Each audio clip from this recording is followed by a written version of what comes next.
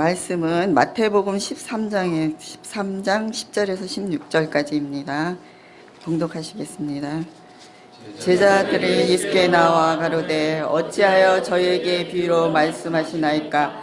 대답하여 가라사대 천국의 비밀을 아는 것이 너희에게는 허락되었으나 저희에게는 아니 되었나니 무릇 있는 자는 받아 넉넉하게 되되 무릇 없는 자는 그 있는 것도 뺏기리라. 그러므로 내가 저희에게 비유로 말하기는 저희가 보아도 보지 못하여 들어도 듣지 못하며 깨닫지 못함이니라. 이사야의 예언이 저희에게 이루었으되 너희는 들어도 깨닫지 못할 것이요 보기는 보아도 알지 못하리라. 이 백성들의 마음이 완악하여져서 그 귀는 듣기에 둔하고 눈은 감았으니 이는 눈으로 보고 귀로 듣고 마음으로 깨달아 돌이켜 고침을 받을까 하였느니라. 그러나 너희 눈은 봄으로 너희 귀는 들음으로 복이 있도다. 아멘. 오늘 저는 이 본문 말씀 가지고 깨달아 아는 것이 힘입니다 라는 주제로 함께 하나님의 말씀을 살펴보도록 하겠습니다. 오늘 본문에 있는 말씀도 깨닫는다는 말씀, 또 안다는 말씀, 보았으면 알아야 되는데 보면 알아야 되는데 보아도 알지 못하고, 또 들었으면 깨달아야 되는데 깨닫지 못한다. 여기서 이 안다는, 깨달아 아는 것이 힘이다 할 때 이 성경에 보면 구약성경에는 깨닫는다는 그런 말이 안다라는 그런 그 야다라는 단어가 똑같이 쓰여집니다. 안다, 또 깨닫는다, 이해하다는 그런 뜻인데, 그러다 보니까 뭔가 우리가 깨닫고 알기 위해서 중요한 우리 신체의 기관이 무엇이냐면 가장 중요한 것이 눈과 귀예요. 눈과 귀를 통해서 우리가 보고 또 듣는 가운데 뭔가 깨닫고 알게 돼서 그 새롭게 알게 된 그런 삶의 바탕으로 인생을 살아갈 수 있을 텐데, 그렇게 듣는 기능이 있고 보는 기능이 있음에도 불구하고, 또 분명히 우리가 그걸 들음을 통해서 우리가 전달이 됐음에도 불구하고 내 삶에 깨달음이 없이, 보다도 많은 것을 아는 것 없이 세상을 살아가는 사람들이 너무 많다. 그러다 보니까 이 세상에 이제 좀 어지럽고 복잡하게 된 것이죠. 오늘 이 본문 말씀은 예수님께서 그 씨 뿌리는 자의 그 비유를 이제 말씀하시고 난 다음에 있었던 이야기입니다. 예수님께서 비유를 통해서 말씀하시기를, 농부가 가서 씨를 뿌리는데 더러는 길가에 떨어지고, 더러는 또 이렇게 돌이 많은 곳에 떨어지고, 더러는 또 가시덤불인 데서 떨어지고, 어떤 것은 좋은 땅에 떨어져서 30배, 60배, 100배의 결실을 맺었다라는 이 말씀하셨어요. 그랬더니 제자들이 이 말씀을 듣고 나서 이게 도대체 무슨 의미인지를 알지 못하겠는 겁니다. 그래서 그 모임이 이제 파했어요. 헤어졌는데 그 말씀을 뜻이 무엇인지 알고 싶었던 예수님의 제자들과 몇몇 사람들이 예수님께 나와서 이렇게 묻습니다. 여기 10절에 있는 말씀대로 예수께 나와 가로되 어찌하여 저희로 비유로 말씀하십니까? 어찌하여 우리에게 이것을 직접적으로 가르치지 않고 비유로 말씀하십니까? 이 말씀의 뜻을 알고 싶습니다. 이게 무슨 뜻입니까? 이렇게 여쭤본 거예요. 그랬더니 예수님께서 말씀하시기를, 천국의 비밀을 아는 것이 너희에게는 허락되었으나 저희에게는 아니 되었다. 이렇게 말씀하십니다. 이 말씀이 이것이 무슨 뜻입니까? 라고 여쭤봤을 때 그 사람들에게 말씀하시기를, 너희에게만 천국의 비밀을 아는 것이 허락되었다. 그 외의 사람들은 허락되지 않았다. 이렇게 말씀을 하고 있습니다. 그러면서 무릇 있는 자는 받아 넉넉하게 되되 무릇 없는 자는 그 있는 것도 빼앗길 것이다. 여기 말씀하신 대로 천국의 비밀을 아는 것이 너희에게는 허락되었다고 했는데, 우리는 이 천국의 비밀을 알아야 천국을 향해서 힘있게 나아갈 수가 있고, 또 천국의 비밀을 알아야 우리 삶을 어떻게 살아야 될지 그 해답이 나오게 되는데, 이 천국의 비밀을 아는 것이 허락되지 않으면 문제가 있는 것이죠. 그러면 이 천국의 비밀을 알기 위해서는 어떻게 될 것인가? 여기서 예수님께 나온 거예요. 비유로 말씀하셨는데 그것이 무슨 뜻인지 알고 싶어서 예수님께 가까이 나왔어요. 이것이 제일 첫 번째 모습입니다. 우리 인생을 살아갈 때 마찬가지죠. 뭔가를 적극적인 그런 마음을 가지고 뭔가 하고 싶은, 성취하고자 하는 그런 마음이 있고 열심히 있게 하다 보면 분명히 어떤 해답이 나오거든요. 유명한 과학자들은 그들은 끊임없는 관찰과 연구 속에서 어떤 답을 도출해냅니다. 평생을 그렇게 살아가요. 그럼에도 불구하고 그들이 남기지 못하면서 그 다음 세대들에 또 이어가면서 모든 것이 발전해 왔는데, 우리 역시 이 신앙도 마찬가지죠. 우리가 열심히 하나님 섬기고 믿음을 살아서 하나님의 은혜를 부음받고, 우리는 또 그것을 그 다음 세대에게 계속 물려주면서 그들도 하나님의 은혜 가운데 있게끔 해야 되는데, 과연 우리는 여기 부익부 빈익빈의 그런 그 세상이 있지만 신앙에서도 역시 그것은 해당이 되는 것 같아요. 있는 자는 넉넉하게 되되 없는 자는 그 있는 것도 빼앗긴다. 이것도 부익부 빈익빈의 모습인데, 믿음이 있는 사람들은 그 믿음이 날로 날로 자라게 되어 있습니다. 근데 믿음이 부족하게 되면 그 믿음 없는 자는 무릇 없는 자는 그 있는 것도 빼앗길 수밖에 없는 그런 상황. 여러분의 그 믿음은 날마다 풍성하게 자랄 수 있기를 부탁을 드리겠습니다. 그래서 이제 이런 말씀하시면서 내가 저들에게 이 모든 사람들에게 비유로 말하는 이유가 있다. 무엇인가? 저희가 보아도 보지 못하며 들어도 듣지 못하며 깨닫지 못함이니라. 비유로 말씀하고 있는 것은 역설적으로 말하면 들을 귀가 열린 사람만 듣게끔 하기 위해서 비유로 말씀하신다는 거예요. 쉽게 말하면 필터링 한다는 거죠. 걸러낸다는 겁니다. 이 속에서 참 그리스도인, 참 하나님의 사람, 참 구원을 얻을 사람, 그런 사람을 택해서 고르기 위해서 그렇게 하신다는 거예요. 엄선한다는 거죠. 불렀지만 그 안에서 택한 사람은 많지 않다는 그 이야기가 여기 주님께서 하신 말씀. 하나님의 비밀을, 천국의 비밀을 아는 사람이, 이것을 아는 것이 허락된 사람만이 천국에 가는 것인데, 그 사람들을 고르기 위해서 비유로 말씀하신다는 겁니다. 우리는 하나님 말씀 많이 봅니다. 신앙생활 하면서도 고민 없이 신앙생활 한다는 것은 문제가 있어요. 하나님 말씀을 살펴보고 나는 어떻게 살아가고 있는가, 그 속에서 끊임없이 어떤 변화가 있어야 되고, 나는 아직도 갈 길이 멀다는 마음을 가져야 되는데 난 이 정도만 됐다 하면 문제가 심각한 것이죠. 이 속에서 내 믿음은 더욱더 온전하게 자랄 수가 있어야 되고, 끊임없이 내 믿음의 현 주소를 알아야 됩니다. 여기서 오늘 제목이 깨달아 아는 것이 힘이라고 했는데, 내가 내 자신을 깨달을 수 있어야 되고, 나에게 믿음이 얼마만큼 있는지, 나는 하나님께서 나를 보실 때 어떤 모습을 보는지를 우리가 발견할 수 있어야 되는 것이거든요. 이걸 우리가 관심을 가질 필요가 있어요. 그러니까 이 비유로 말씀하시는 것은 여기에 관심 없는 사람들은 내가 원치 않는다는 거죠. 관심을 갖고 주님을 찾는 사람들, 제가 우리 성도님들에게 열심히 주님을 섬기시기 바랍니다라고 말씀드리는 이유는 그 자체가 주님을 열심히 찾고 예배하고 하나님 말씀을 가까이 하는 이런 모든 것이 그 자체로서 하나님께서 우리를 평가하는 굉장히 중요한 단서가 되는 거예요. 그 단서가 될 텐데 그 단서에서 부족함이 있다. 별로 주님에 대한 열정도 없고 하나님 말씀에 대한 관심도 없고 많이 들으려고도 않고 배우려고도 않고, 이것을 우리가 좀 관심을 가지셔야 돼요.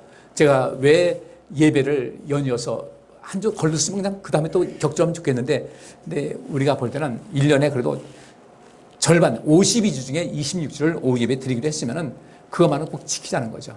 그 대신 그 다음에 연이어서 할 때, 연이가 혹시 불편할지 모르지만 그 대신 앞에서는 어떻게 된 거예요? 석주 만에 예배를 드리는 것이니까. 그게 다 마찬가지인데, 우리가 가능하면 피해 가려고 하지 말고 좀 앞으로 전진할 수 있는 그런 삶의 모습을 가지면 우리가 얼마나 좋겠는가, 이 관심을 가질 필요가 있어요. 우리 신앙도 끊임없이 개량하고 갱신하고 변화시키면서 내 믿음이 풍부하게 되면은 내 그 큰 그 풍부한 믿음이 더 큰 믿음을 불러들일 수가 있고 더욱더 복되고 영광된 삶을 살아갈 수가 있는데, 이 믿음을 키우는 것에는 우리가 얼마만큼 관심이 있을까? 재물을 늘리고 또 여러 가지 이 눈에 보이지 않는 어떤 재산도 늘리고 하는 것은 관심은 있는데, 정말 내 믿음을 키우기 위해서, 믿음을 얻기 위해서 우리는 과연 얼마만큼 관심을 가졌는가. 여기 있는 말씀대로 있는 자는 받아 넉넉하게 된다고 했으니까 우리의 믿음도 넉넉한 믿음을 가지고 살면 얼마나 좋겠냐 이거죠. 오늘도 이 시간 이런 마음을 가지고 우리의 믿음을 키우는 일에 관심 갖고 이 말씀을 들으면서 또 새로운 각오로 임할 수 있기를 부탁을 드리겠습니다. 근데 예수님께서 이 말씀하신 것은 이사야가 예언한 그 내용이었어요. 14절 보니까 이사야의 예언이 저희에게 이루었으니 일렀으되, 이건 저희에게 이루었다. 지금 이 말씀 마찬가지예요. 여기서 주님께서 비유로 말씀하셨는데 이 말씀을 궁금해서 찾아온 사람이 소수의 사람이었어요.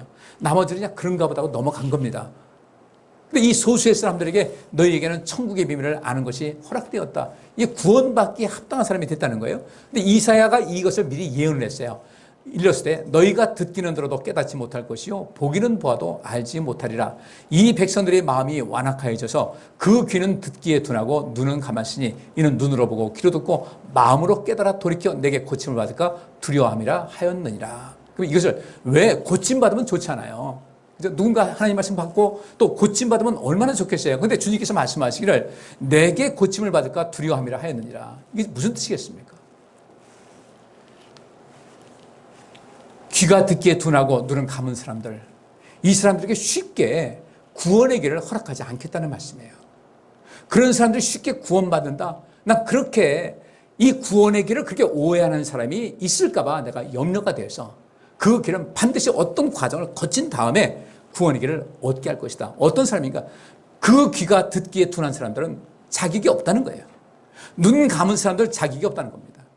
그래서 눈으로 보고 귀로 듣고 마음으로 깨달아 돌이켜야 되는데 그렇게 듣기에 둔하고 눈을 감은 사람들이 쉽게 구원을 받는다, 쉽게 고침을 받는다, 그렇게 하지 않겠다는 거예요. 나 그렇게 될까 두려워한다는 겁니다. 우리 삶, 뭔가 잘 되는 사람들, 쉽게 얻어지는 사람들 없죠. 뭔가 많은 투자가 있었기 때문에 그런 것을 얻어지게 되는데 우리 성도님들, 우리가 눈이 있어서 우리 눈은 봄으로 너희 귀는 들음으로 복이 있다. 누구한테 한 말씀이냐면 예수님께 그 비유가 무슨 뜻이냐고 물어본 사람들에게 하는 얘기입니다. 너희 눈은 봄으로 너희 귀는 들음으로 복이 있다는 겁니다. 그들이 귀가 열려 있었던 거예요. 눈이 열려 있었던 겁니다. 그러니까 주님을 찾아온 거예요. 더 많은 것을 알기를 원했던 거예요. 그러니까 주님께서 그들에게 가르쳐 주시는 거죠. 너희에게는 천국의 비밀을 아는 것이 허락되었다. 근데 눈이 감기고 귀가 둔한 사람들에게는 이 문이 열려지지가 않는다. 무관심하다는 거예요. 우리 신앙생활에 조금 더 깊은 관심 갖고 이건 정말 죽느냐 사느냐는 굉장히 중요한 문제거든요. 신앙생활은요. 죽음 아니면 삶입니다. 이것을 우리가 반드시 영원한 생명을 얻어야 될 텐데 이 영원한 생명을 얻기 위해서 우리는 인생 살아가면서 여러 가지 많은 걸림돌이 있습니다. 문제도 있습니다. 인생 살면서 마음 상할 때 얼마나 많아요. 여러 가지 어려움도 있고 문제가 있다 할지라도 그것을 반드시 넘어가셔야 돼요. 지금 내가 눈앞에 있는 어떤 어려움이 있다. 이것 때문에 마음 상해가지고 신앙생활 안 하고 인생 대충 살게 되면 나중에 큰 것을 잃어버려요. 우리 인생 살면서도 살다 보니 이런 일 저런 일이 있습니다. 정도가 다르겠죠. 많은 일이 있을 때 이 상황 속에서 내 앞에 벌어진 이 과정 속에서 어떤 어려움이 있다, 어떤 문제가 발생했다, 심각한 그런 그 상황이 됐다, 내가 너무 억울하다 이렇게 된다 할지라도 앞으로 먼 미래를 보고서 그래 이번 한번 다음을 해서 접자라고 할 수 있는 용기도 필요하고 포기하는 것도 필요한 것이거든요. 근데 그것을 하지 못하고 지금 여기서의 그 속상하고 답답하고 억울한 이런 모든 것 때문에 그때부터 삶의 동력을 잃어가지고 이제 전체를 망가뜨리는 경우가 왕왕 있다는 거죠. 이럴 때 우리 주님의 음성을 들으셔야 됩니다. 들으라고 주께서 말씀하셨으니까 이스라엘아 들으라. 우리 예배 마치고 하는 거 그 쉐마 기도입니다. 이 쉐마라는 것이 들으라는 거예요. 이스라엘아 들으라. 내 말을 들으라. 내 말대로 살아라. 그러면 너희들 억울하다 할지라도 이긴다. 예수님께서는 억울하지 않으셨어요? 예수님께서는 그러나 부활하셨습니다. 그 모든 과정을 이기는 이런 모든 것. 이런 삶의 모든 하나님 말씀을 통해서 내가 듣고 보고 하는 가운데 우리의 인생을 어떻게 살 것인가 관심을 가질 필요가 있는데 우리 성도님들 여기서 예수님께 가까이 나와서 그 말씀을 묻고 어떻게 하면 좋겠습니까? 했을 때 예수님께서 그들에게 하신 말씀이 너희 눈은 봄으로 너희 귀는 들음으로 복이 있다라고 그들에게 말씀하신 거예요. 우리 성도님께서도 눈이 열려 있고 귀가 열려 있어 복된 삶이 보장될 수 있기를 주의 이름으로 축복합니다. 그럼 이 깨달아 아는 것이 힘이 다 있는데 안다는 것이 무엇이고 무엇을 알아야 될 것인가 한번 보겠어요? 출애굽기 2장 23절부터 25절 같이 읽습니다. 여러 해 후에 애굽 왕은 죽었고 이스라엘 자손은 고역으로 인하여 탄식하며 부르짖으니 그 고역으로 인하여 부르짖는 소리가 하나님께 상달한지라. 하나님이 그 고통 소리를 들으시고 아브라함과 이삭과 야곱에게 세운 그 언약을 기억하사 이스라엘 자손을 권념하셨더라. 아멘. 요셉이 애굽을 세우는데 큰 일을 했죠. 근데 많은 세월이 흘렀습니다. 그때 있던 애굽 왕은 죽었습니다. 그리고 요셉이라는 사람을 알지 못하는 그 새로운 왕이 나타났어요. 세월 지나니까 이스라엘 자손은 그때부터 많은 고역을 당했습니다. 애굽 사람은 그랬겠죠. 아니 저들이 왜 여기서 이렇게 호의호식하고 지내냐. 이방인인데 숫자는 많아지고 그들에게 이제 막 노동을 시킨 거죠. 고역으로 인해서 탄식하며 부르짖었어요. 그리고 그 고역으로 인해서 부르짖는 소리가 하나님께 상달되었다 그랬습니다. 하나님이 그 고통 소리를 들으셨어요. 왜냐하면 그들을 통해서 하나님께서 이 세상을 구원하시고자 하는 어떤 목적이 있었거든요. 하나님이 그 고통 소리를 들으시고 아브라함과 이삭과 야곱에게 세운 그 언약을 기억하셨습니다. 하나님께서 약속하신 것이었어요. 하나님께서는 여러분 잘 아시다시피 창세기 보면 아브라함에게 말씀하십니다. 400년 동안 너희 후손들이 이방 땅에 가서 굉장히 많은 고생을 할 것인데 그 다음에 내가 그들을 불러서 다시금 내 뜻을 이룰 것이라고 말씀하셨어요. 그래서 이 아브라함과 이삭과 야곱에게 그 세운 그 언약을 기억하셨어요. 기억했다는 그거였지 기억한 것이 아니라 계속해서 주님께서는 마음에 두고 계셨다는 것이죠. 그리고 이제 그 때가 됐어요. 이때 25절 보니까 이스라엘 자손을 권념하셨다라는 것은 이것이 야다라는 뜻이고 이것이 알다 이해하다는 그런 뜻입니다. 권념하셨다는 것은 알고 있었던 거예요. 내가 이들을 향해서 목표한 것이 있다는 것도 알고 계시고 이들 400년 동안 그런 고난당하는 거 알고 계셨던 거예요. 그 때가 된 거죠. 하나님께서는 그 자손을 아셨어요. 내가 이제부터 모든 것을 해내겠다. 그래서 이스라엘 백성들을 애굽에서 이끌어내는 작업을 하신 것이죠. 그 다음에 6장 6절부터 7절 보니까 그러므로 이스라엘 자손에게 말하기를 나는 여호와라 내가 애굽 사람의 무거운 짐 밑에서 너희를 빼어내며 그 교역에서 너희를 건지며 편팔과 큰 재앙으로 너희를 구속하여 너희로 내 백성을 삼고 나는 너희 하나님이 되리니 나는 애굽 사람의 무거운 짐 밑에서 너희를 빼어낸 너희 하나님 여호와인 줄 너희가 알지라. 아멘. 하나님께서는 이스라엘 백성들이 뭔가를 알기를 원하셨어요. 이들을 이끌어내시는데 너희를 이끌어서 자유를 주고 한 국가를 형성하게 한 것이 바로 너희 하나님 여호와다. 너희를 이끌어서 너희에게 자유를 주고 너희 삶에 복 준 것이 바로 너희의 하나님 여호와인 줄 너희가 알도록 하기 위해서 내가 여러 가지 일을 행하겠다고 말씀하십니다. 그러면 하나님께서 이스라엘 백성들 그래 하나님이 누군지를 알아야 하나님께서 목표하고 원하신 것을 할 수 있지 않겠습니까? 그러면 하나님께서 지금도 마찬가지예요. 지금도 이 말씀은 우리에게도 동일하게 적용이 되는데 너희로 곧 우리로 나로 내 백성을 삼고 나는 너희 하나님이 되리니 나는 애굽 사람의 무거운 짐 밑에서 인생의 많은 여건 속에서도 너희를 구원해낼 너희 하나님이 여호와인 줄을 너희가 알지라라고 지금도 우리에게 이 말씀 너희는 나를 알아야 된다. 반드시 알아라. 이해해라. 내가 누구인지 나는 반드시 너희를 구원할 것이고 너희에게 영원한 생명을 줄 여호와 하나님이다라는 것을 알아야 된다고 말씀하는 거예요.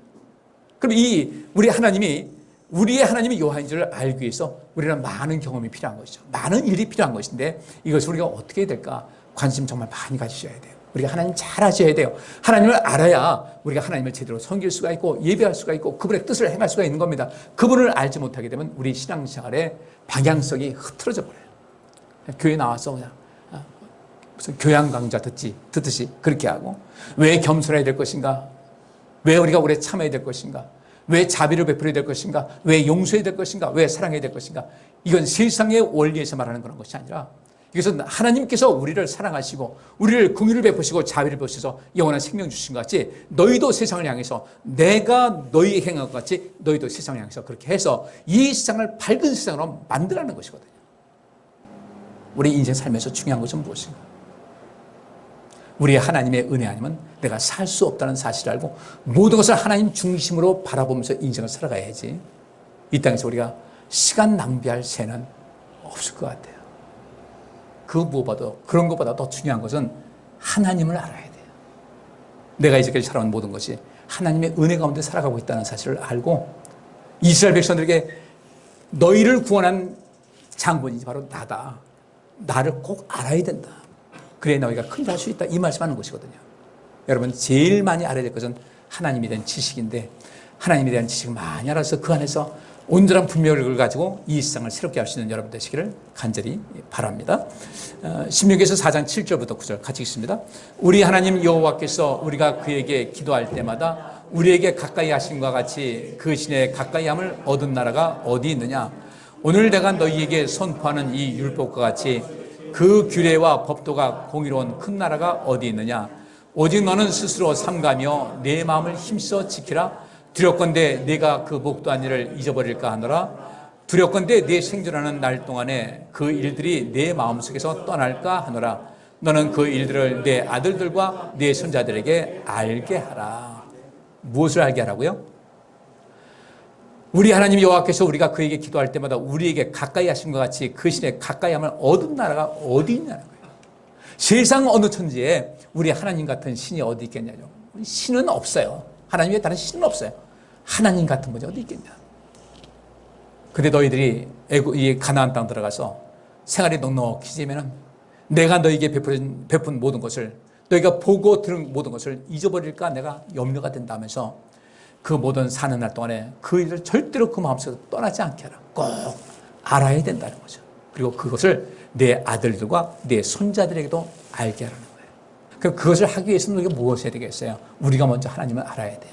내가 하나님을 알아야 그들에게 잘 알려줄 수 있지 않겠습니까? 하나님의 은혜를 많이 받으세요. 날마다 간증거리가 많이 있게 하세요. 세상 일에 취해서 너무 바빠서 인생 그렇게 힘들게 살지 말고 하나님의 은혜를 매일매일 한번 체험하면서 오늘 주께서 이 말씀을 주셨고 오늘 이렇게 나를 인도하셨고 주님께서 나를 복되게 하셨다는 그 산 증거가 여러분 삶 속에서 하나님과 함께하는 가운데 그 열매가 있으시기를 주의 이름으로 축복합니다. 사사기 16장 19절부터 20절 보니까 들릴라가 삼손으로 자기 무릎을 베고 자게 하고 사람을 불러 그 머리털 7가락을 밀고 괴롭게 하여 본즉 그 힘이 없어졌더라. 들릴라가 가로되 삼손이여 블레셋 사람이 당신에게 미쳤느니라 하니 삼손이 잠을 깨며 이르기를 내가 전과 같이 나가서 몸을 떨치리라 하여도 여호와께서 이미 자기를 떠나신 줄을 깨닫지 못하였더라. 나실인 아닙니까? 하나님께 헌신하겠다고 나선 이 사람, 하나님께서 부르셨든지 자기가 자원하든지 그랬을 때 나실이는 3가지 규례를 지켜야 되는데 포도에 관한 것은 먹지 말고 시체에 손대지 말고 그 일을 하는 동안은 그 다음에 머리를 삭도를 대지 말아라. 그러니까 머리를 바리캉으로 팍팍 밀듯이 그렇게 하지 말고 그래서 이 아랍 사람들, 이스라엘 사람들은 수염 어떻게 합니까? 이만큼 길게 그래서 가위를 잘라내는 거예요. 다 하지 않고 이렇게 하라고 그랬는데 삼손은 그것을 어겼어요. 그죠? 포도도 그냥 먹고 나귀 턱뼈 가지고 막 전쟁도 하고 마지막에 이 머리털 안 미는 거 있었는데 나 머리 나실인인데 그거 밀어버리면 된다. 마지막 3번째 것을 무시했을 때 힘이 다 빠졌어요. 근데 여기서 이제 잠을 깨웠습니다. 머리 쫙 밀어버리고 잠을 깨니까 내가 블레셋 사람이 왔습니다. 쳐들어왔습니다. 그러니까 했는데 힘을 쓸 수가 없었어요. 여기서 삼손은 여호와께서 이미 자기를 떠나신 줄을 깨닫지 못했어요. 여러분들 하나님이 지금 나와 함께 하실까? 나를 떠나신 것은 아닐까? 다윗이 인생 살면서 가장 두려워했던 것이 뭐였어요? 인생 살면서 가장 두려워했던 것. 이것만큼 두려운 것이 없다. 무엇이었겠어요? 하나님께서 나를 떠나실까 봐. 그래서 밧세바의 사건이 있은 다음에 그것을 감추려고 우리아를 전쟁터에 내보내서 죽게 만들었습니다. 하나님께서 그것을 굉장히 분노하신 거예요. 그렇게 하나님께 눈물을 흘리면서 하나님 제발 나를 떠나지 말아 주옵소서. 그것이 가장 두려워했던 거예요. 우리 하나님 떠나지 마시고요. 하나님은 우리에게서 떠난다. 이것만큼 큰 비극 없습니다. 삼손은 그것을 알지 못했어요. 그래서 나중에 눈 빼이고 조롱당하고 했잖아요. 그래도 삼손이 이후에 회개하고 나니까 하나님께서 그에게 명예를 회복시켜주는 역사가 있었지만은 우리가 하나님께서 나를 떠나신 줄 깨닫지 못했다. 깨닫는다는 것은 안다는 겁니다. 그걸 알지 못했어요. 여러분, 내가 하나님 안에 있는가? 그리스도 안에 있는가? 이것을 내가 알지 못한다는 것은 정말 심각한 거예요. 그리스도 안에 있는 확실한 증거, 하나님께서 나와 함께 하신다는 확실한 증거를 갖고 살아가시기를 바랍니다. 로마서 2장 9절부터 11절 보니까 악을 행하는 각 사람의 영에게 환난과 곤고가 있으리니 첫째는 유대인에게요 또한 헬라인에게며 선한 일을 하는 각 사람에게는 영광과 존귀와 평강이 있으리니 첫째는 유대인에게요 또한 헬라인에게라.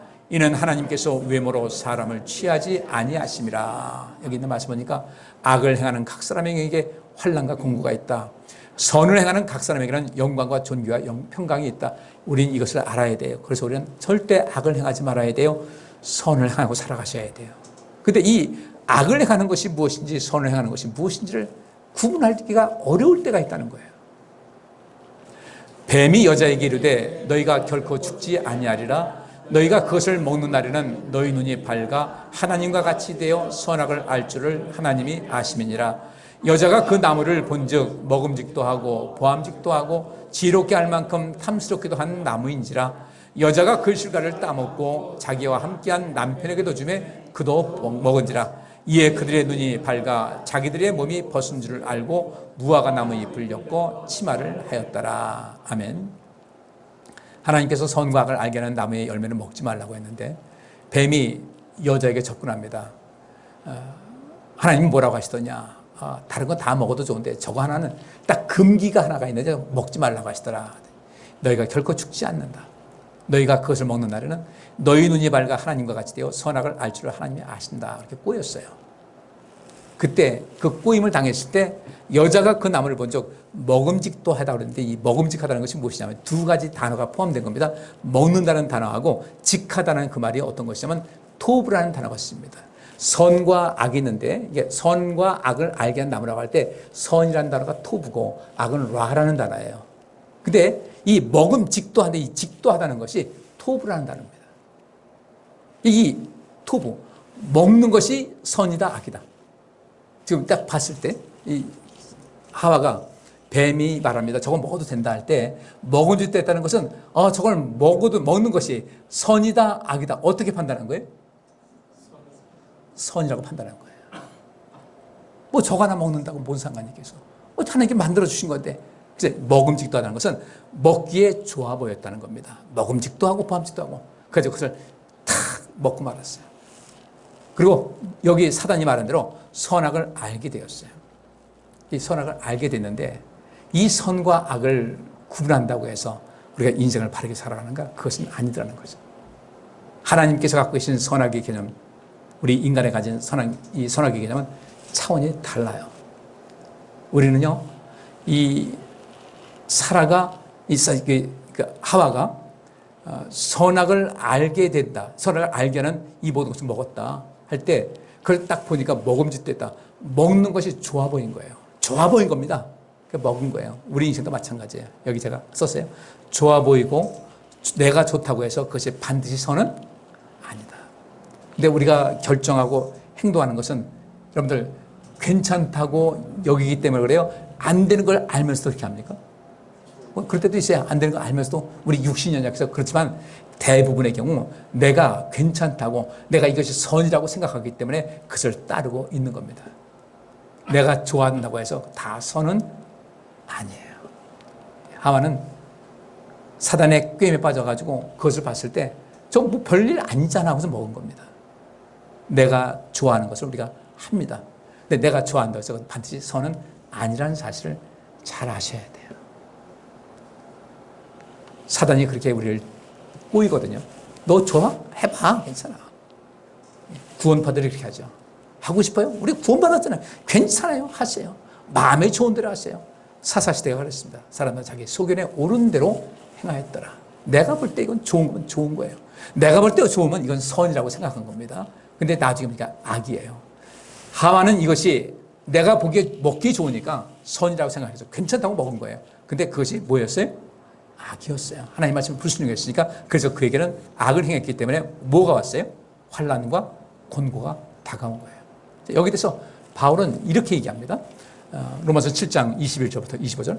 그러므로 내가 한 법을 깨달았노니 곧 선을 행하기 원하는 나에게 악이 함께 있는 것이로다. 내 속사람으로는 하나님의 법을 즐거워하되 내 지체 속에서 한 다른 법이 내 마음의 법과 싸워 내 지체 속에 있는 죄의 법 아래로 나를 사로잡아오는 것을 보는도다.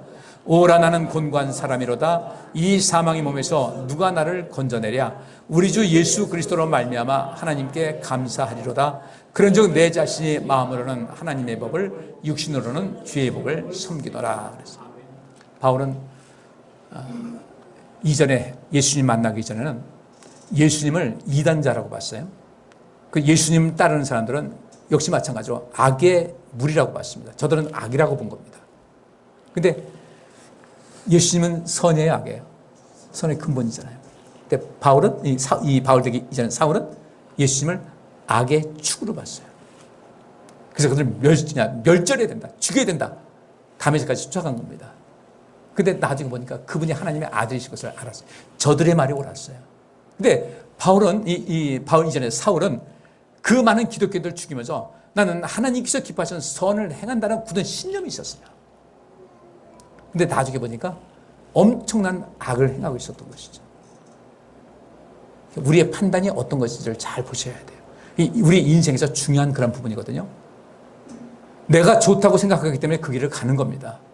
근데 우리는 그 길이 좋은 것인지 안 좋은 것인지 알아야 되고, 그래서 우리는 복 있는 사람이 되기 위해서는 악인의 길을 쫓지 말아야 되고 죄인에게 서지 말아야 돼요. 왜냐하면 그것은 악이 되기 때문에, 선이 아니고 악이기 때문에. 뒤돌아보니까 내가 이제까지 선이라고 생각했던 그 일을 했던 그런 뭐든지 악이었다는 사실을 깨닫고 나서 이제 그런 이렇게 한 겁니다. 요즘도 보면 차에 보면 그렇게 써붙인 사람이 있어요. 죄송해요. 저도 잘 모르겠어요. 저도 날 못 믿겠어요. 그래. 근데 운전이 이제 그 부실하다는 거예요. 나도 날 못 믿겠어요. 여기서 바울은 자기 자신에 대한 어떤 그 불신도 갖게 되기 시작했는데 여기 그만합니다. 내가 한 법을 깨달았다. 곧 선을 행하기 원하는 나에게 뭐가 함께했다? 악이 함께했다. 이 악이 작용하게 되면 내가 선, 악을, 옳고 그름을, 좋고 안 좋고를 구분하기 어렵겠다는 것을 깨닫게 되기 시작한 겁니다. 그래서 바울은 그때부터 인생 살아가는 건데 굉장히 조심스럽게 살아간 거예요. 남을 판단하는 것도 내가 볼 때는 저것이 옳지 않다고 해서 판단하는 것도 이것도 자기 굉장히 큰 경험이 있기 때문에 이것도 조심한 거예요. 그래서 더 겸손해지게 됐고 더 한 번 더 참을 수가 있게 됐고 왜냐하면 내가 실수할까 봐 내가 악을 행하게 되면 문제가 생겨요. 재앙이 임하게 되고 환란이 있고 곤고가 있다 보니까 내 안에 악이 함께 있는 것을 알았어요. 굉장히 큰 발견입니다. 우리에게 이 악이 있습니까? 없습니까? 없는 것 같아. 당연히 없지. 그러니까 가만히 계시지. 우리 안에 있어요. 하나님께서 금하신 것을 자꾸 하고 싶은 그런 것이 내 안에도 있어요. 하나님 이번만 눈 딱 한번 감아주세요. 이렇게 말할 때도 있을 거예요. 그렇게 하지 말고 내게 악이 함께 있는 것이다. 그래서 내 속사 하나로는 하나님의 법을 즐거워하되 내 지체 속에서 한 다른 법이 내 마음의 법과 싸워 내 지체 속에는 죄의 법 아래로 나를 사로잡아오는 것을 본다고 그랬어요. 사단이 하와를 그렇게 한 것 같이 내 안에 사단이 나를 계속해서 자기 수하에 두려고 굉장히 애를 쓰고 있는데 이때 우리는 정신을 바짝 차려야 되겠다. 이것을 어떻게 우리가 알아야 될까? 결국 이 하나님 말씀 속에 다 담겨 있어요. 하나님은요, 이 하나님 말씀의 근거에서 이 세상을 통치하십니다. 그래서 벗어나지 않아요. 이 말씀의 원리대로 우리에게 주신 대로 이 모든 것을 변함없이 통치하시는데 우리도 역시 마찬가지로 이 말씀을 알게 되면 우리 인생은 복이 열려있게 돼요. 이 길 가면 복이 있다. 이 길 가면 죽는다. 말씀 보는 겁니다. 제가 여러분에게 성경 말씀 많이 보시기 바랍니다라는 것은 그냥 예수 믿는 사람에게 성경 많이 보라는 것이 아니라 우리 인생 살기 위해서 생명의 길을 찾자는 거예요. 이 말씀이 그래서 중요한 겁니다. 이 안에 선과 악이 무엇인지를 분명히 말씀하고 있는데 우리는 내 감정에 치우쳐서 이것이 선이라고 했는데 그 길을 따르지 않습니다. 이것은 악이라고 했는데 따르지 않습니다. 내 원수를 무지하게 미워합니다. 한번 내 마음에 딱 기분 나쁘게 한 사람은 평생토록 뒤끝이 강해서 절대로 용서하려고 하지 않고 사랑하려고도 하지 않습니다. 이것이 악이거든요. 우리는 과연 어떤 삶을 살고 있을까? 그러면서 그는 이렇게 고백합니다. 24절에 오호라 나는 곤고한 사람이로다 이 사망의 몸에서 누가 나를 건져내랴. 내가 악에게 지면은 악에게 지배를 받으면 난 사망을 할 수밖에 없는데 내 안에 나를 지배하려고 하는 이 악이 있는 가운데서 이 사망의 몸에서 누가 나를 건져내랴 하면서 그는 중간에 모든 것을 생략하고 크게 비약을 합니다. 25절 말씀 보니까 우리 주 예수 그리스도로 말미암아 하나님께 감사하리로다. 이것은 무엇이겠습니까? 모든 것을 이기게 하신 분이 예수님이시다. 예수님을 바라보게 되면 내 안에 있는 선이 악을 이길 수가 있다는 것을 말씀을 하고 있어요. 그래서 우리가 예수님을 더 많이 알으셔야 되고요. 하나님을 더 많이 알으셔야 되고 선이 무엇인지를 알아야 되고 악이 무엇인지를 알아야 되고 그 가운데 나를 보면서 내 안에 하나님께서 계신가 또 봐야 되고 나는 하나님 중심으로 살고 있는가를 보셔야 되고 내 가는 길은 과연 주께서 기뻐하시는 길인지 아닌지를 늘 살피면서 하나님의 그 구원받은 백성으로서의 삶에 관심을 많이 가지셔야 될 줄 믿습니다. 알아야 될 것이 굉장히 많아요. 모든 우리의 삶을 복되게 하는 그런 모든 산 지식이 여러분에게 충만하셔서 여러분 삶이 늘 복되시고 영광되시고 온 세상을 살리고 온 세상에 유익 주는 그런 인생길을 걸어갈 수 있기를 주의 이름으로 축복합니다. 기도합니다. 하나님 감사합니다. 죄를 지켜주시고 도와주옵소서. 바울이 말한 대로 내 안에 하나님 말씀대로 살고자 하는 선이 있지만 또 나를 육신의 모든 것으로 이끌려는 악의 세력도 있음을 우리는 잘 알고 있습니다. 이것을 우리가 분별해서 선한 길을 걷게 하여 주옵시고 선한 길 걸어서 주님께서 약속하신 풍성한 복, 영광을 누리고 살게 하여 주옵소서. 예수 그리스도 이름으로 기도하옵나이다. 아멘.